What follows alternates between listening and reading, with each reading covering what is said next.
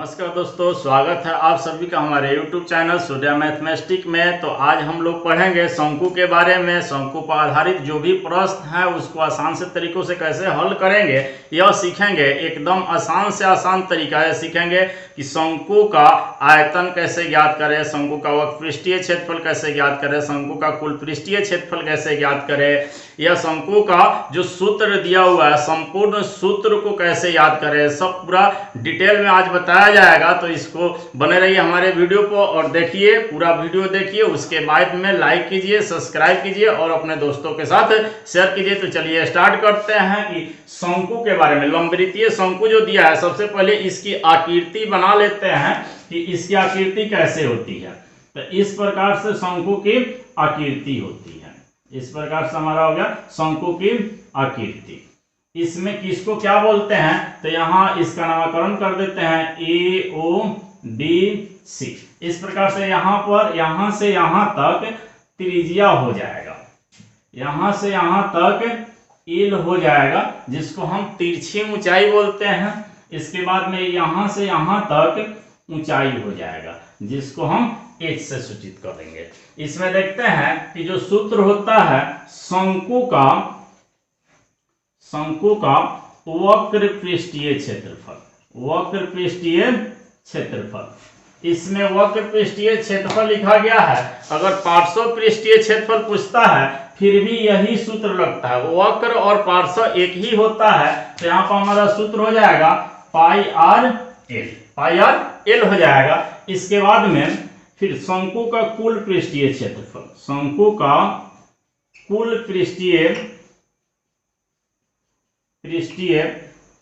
क्षेत्रफल pi r into r plus l, pi r into r plus l हो जाएगा। इस सूत्र पर हम सजा लेंगे, कुल पूछे या संपूर्ण पूछे, संपूर्ण पृष्ठीय क्षेत्रफल या पूर्ण पृष्ठीय क्षेत्रफल पूछता है तो यही सूत्र लगाएंगे। इसके बाद में शंकु का आयतन, शंकु का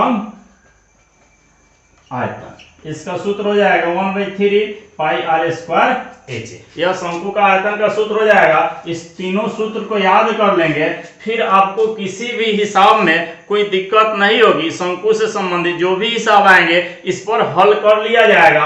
अब यहाँ पर देखते हैं कि एक एल का भी सूत्र होता है, तिरछी ऊंचाई का भी सूत्र होता है, जहां एल बराबर तिरछी ऊंचाई बराबर एल लिखेंगे। तिरछी ऊंचाई को एल से सूचित करते हैं, त्रिज्या को आर से सूचित करते हैं और ऊंचाई को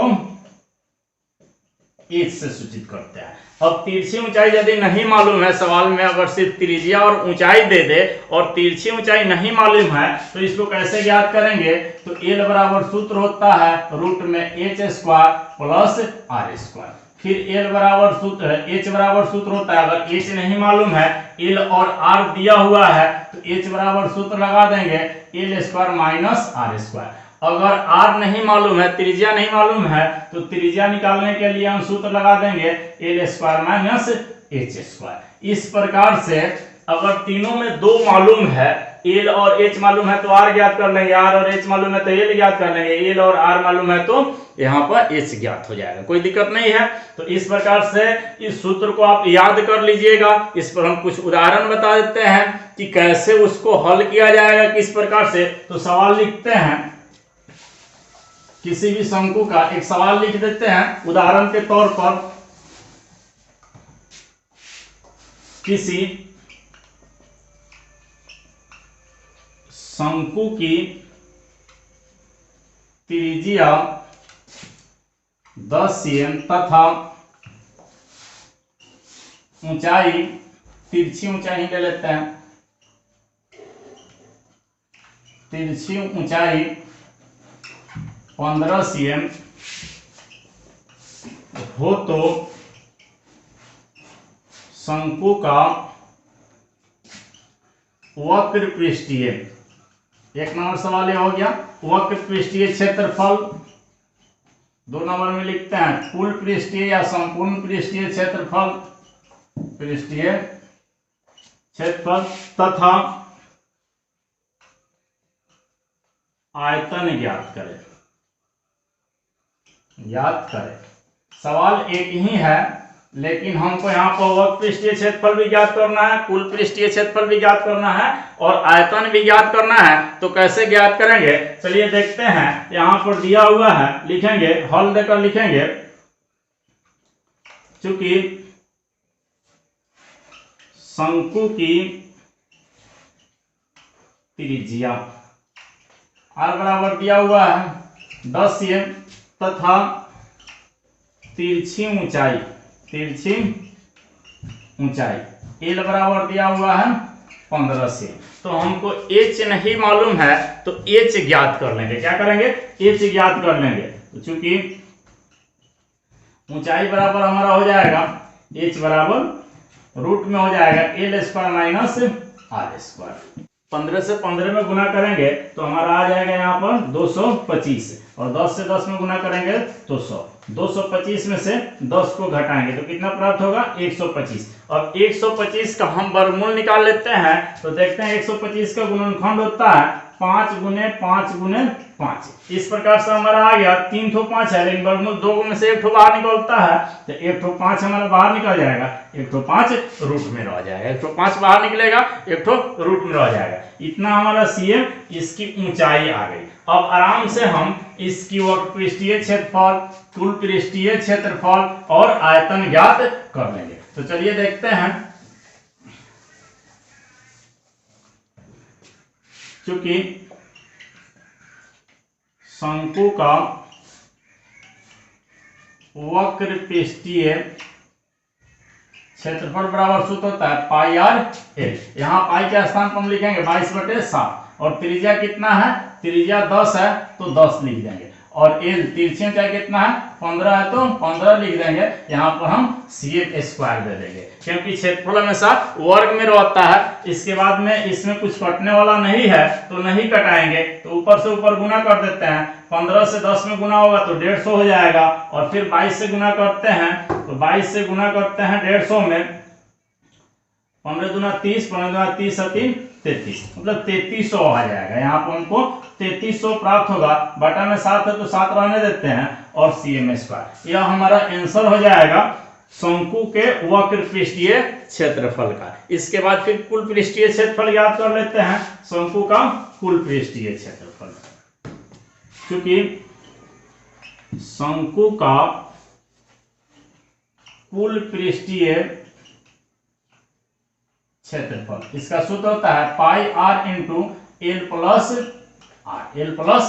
अब इस सूत्र को हम सजा लेंगे। पाई के स्थान पर 22/7 और त्रिज्या हमारा 10 cm है तो 10 लिख देते हैं। एल कितना है 15 है तो 15 लिख देते हैं और प्लस आर हमारा 10 है तो 10 लिख देंगे। यहाँ पर cm² में लिख देंगे। अब यहाँ पर देखते हैं कि 7 से कुछ कटने वाला नहीं है तो इसको ऊपर से गुना कर देते हैं 22 से 10 में तो हमारा हो जाएगा 220/7 और गुना में इसको जोड़ते हैं 15 10 25 cm²।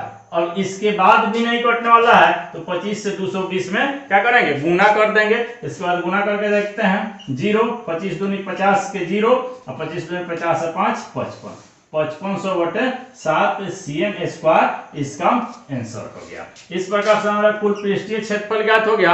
अब हम आयतन ज्ञात करेंगे, शंकु का आयतन। क्योंकि शंकु का आयतन होता है 1/3 और पाई r²h। इसके बाद में इस सूत्र को बैठाएंगे। पाई का मान 22/7, त्रिज्या 10 गुने 10 और ऊंचाई हमारा कितना आया था 5√5। यहाँ cm क्यों देंगे, क्योंकि आयतन हमेशा घन में रहता है। मतलब एक बार 10 cm गुना हुआ, 10 cm गुना हुआ, इसके बाद में 5√5 cm गुना हुआ तो cm हमारा क्यों हो जाएगा। इसके बाद देखते हैं कि फिर इसमें भी कुछ कटाने वाला नहीं है तो इसको ऊपर से ऊपर गुना कर देते हैं, नीचे से नीचे गुना कर देते हैं। तो 10 से 10 में गुना करेंगे तो 100, 100 में 5 से गुना करेंगे 500 और 500 में 22 से गुना करते हैं, 500 में 22 से गुना करते हैं।